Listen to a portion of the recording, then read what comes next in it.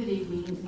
Tonight, my name is Toinette Bezant, and tonight I'm going to be speaking on behalf of two ratepayer associations, the Bayview-Glenn Residents Association and Ward 1 South Thornhill Inc.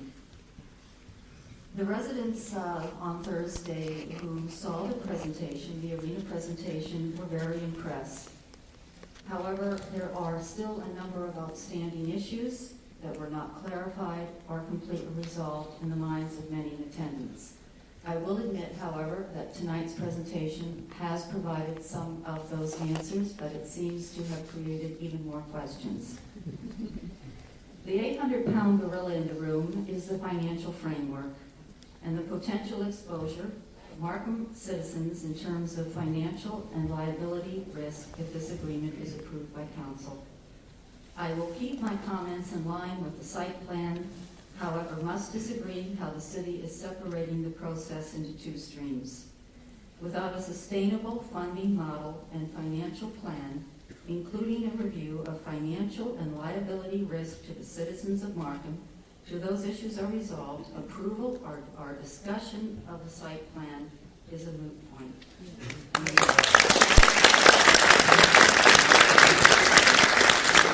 We look forward to the opportunity to address the financial framework at a later date, and also particularly questions of compliance with Ontario legislation. I'd like to begin the review of the site plan by addressing the issue of hard and soft infrastructure requirements needed to support the arena project and surrounding development, and would like to begin also by reminding Council of their approval in May 2011 of the Markham Center Community Improvement Plan, which I will address as a CIP. As reported in the CIP, the CIP applies to Markham Center and the town's emerging downtown, including the arena project, and it is described as a blueprint and an enabling framework upon which this project is being implemented.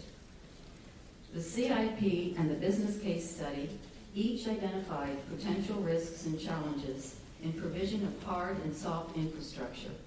For example, on page 7 of the CIP document, infrastructure investments that would be required for the road and transit alignments, structured and underground parking, municipal services are challenging in their potential cost to the municipality and private sector, and makes this a particularly expensive area for development.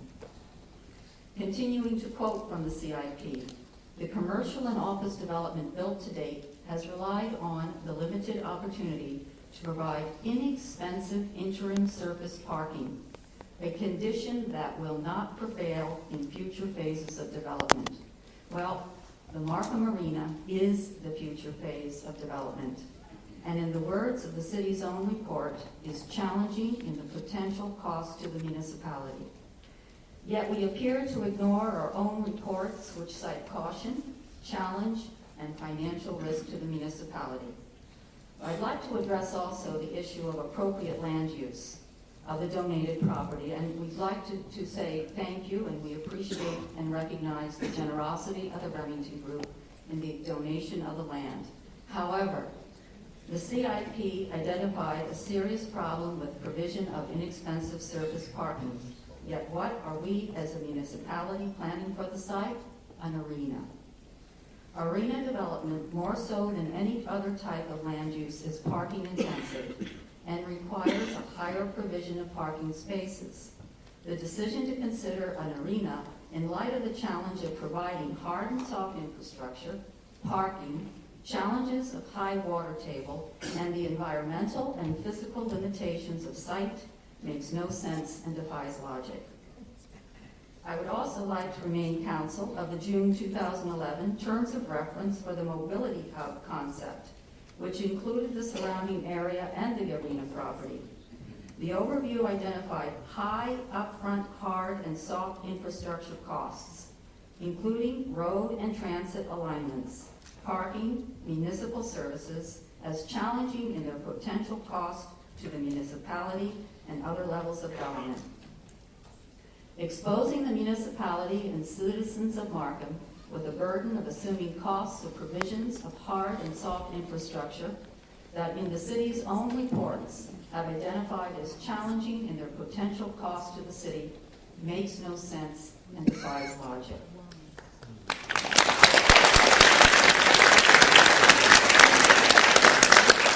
I'd like to address the parking and the transit study, and I do want to compliment Genevieve on the excellent presentation. However, the parking report put forward a transit driving ratio of 56 to 43. This figure is ambitious, commendable, but would be transit driving ratio found in a major European city and unrealistic to accept as attainable in Markham or any major Canadian or North American city.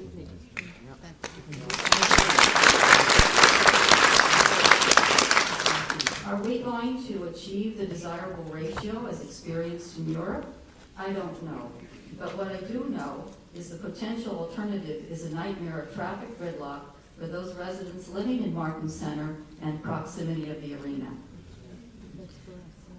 The provision of parking to accommodate a 20,000-seat event relies heavily on the use and availability of off-site satellite parking.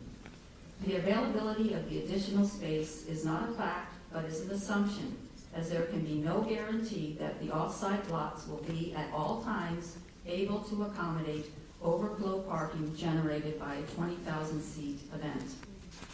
The individual off-site parking lots, many of which are located in go and transit points, may have their own parking demands triggered by local events, a downtown hockey or baseball playoff, or a number of events that are regularly scheduled across the GTA.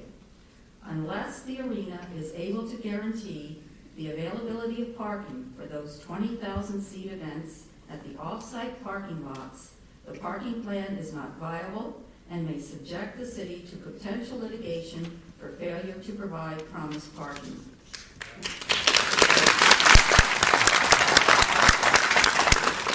Those parking sites are not in our control, and to promise or in any way imply that these additional parking spaces are a fixed certainty is not valid or a responsible position for the city to adopt or accept.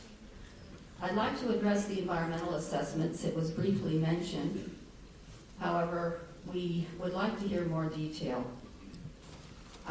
There seems to be a number of these environmental assessments as yet to be approved, one of which we understand is causing a delay for Markham District Energy in terms of provision of promised energy service to a residential condo by September 2013. We did not hear details of the outstanding EAs in terms of the project and how they relate to the arena and the surrounding property. According to the June 2012 report to Development Services, the city has committed $12.8 million from townwide development charges to cover Markham District Energy's costs for the Birchmount crossing of the Rouge Tributary and also the road extension. Are there any other further costs that will be required based on the outcome of the outstanding environmental assessments? We understand that the Toronto Region Conservation Authority has requested that Markham commit to a consolidated conservation strategy report to evaluate the cumulative impacts from all of the development planned for Markham Center, Uptown and Downtown. Has the report been prepared, and has there been any further environmental issues and concerns identified by the participating conservation agencies? This project is fraught with unanswered questions, including financial and liability risks for the citizens of Markham. To quote an old saying, which we fear may become a reality, privatize the profits and socialize the debt.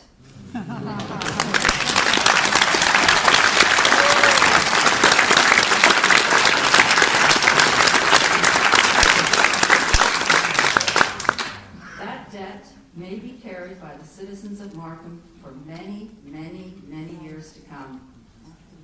The choice of council is clear. There can be no approval of the site plan until issues such as compliance with Ontario legislation, financial and liability risks are fully reviewed, and all pertinent reports are shared with all members of council and the citizens of Markham. Thank you.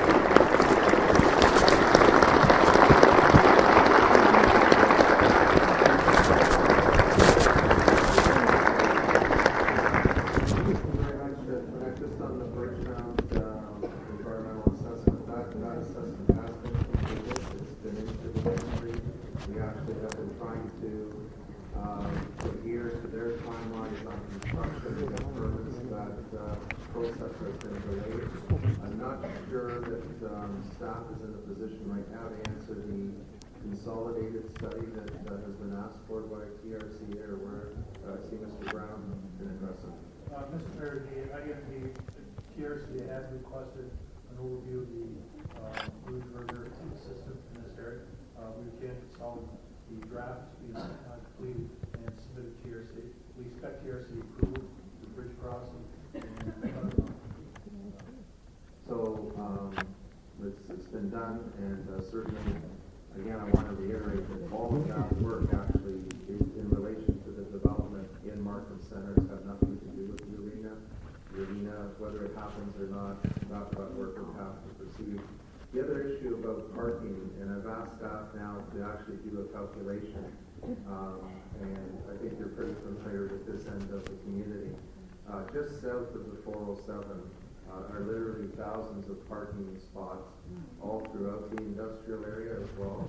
So in addition to what the Jennifer has shown that is provided for in the immediate area of the arena, you have way more parking, and we're doing that number just south of the 407. And not unlike when you go to the ACC, where you see the people in the orange vest trying to get you ushered into other parking lots.